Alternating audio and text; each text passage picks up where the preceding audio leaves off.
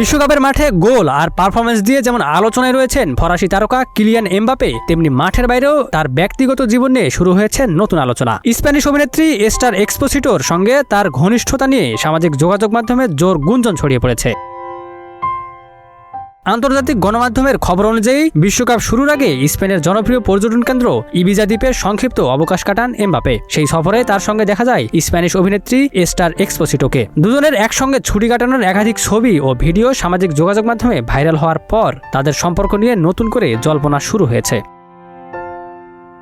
এটি অবশ্য প্রথমবার নয়। এর আগেও ইতালির সার্দিনিয়া দ্বীপে একটি বিলাসবহুল হাসপাতালে হ্যামস্ট্রিং চোটের চিকিৎসাকালে এমবাপের পাশে এস্টারকে দেখা গিয়েছিল। এরপর বিভিন্ন সময় তাদের একসঙ্গে দেখা গেলেও সম্পর্কের বিষয়ে এখনো পর্যন্ত কেউই আনুষ্ঠানিকভাবে কোনো মন্তব্য করেননি। Desk report, news flash 71।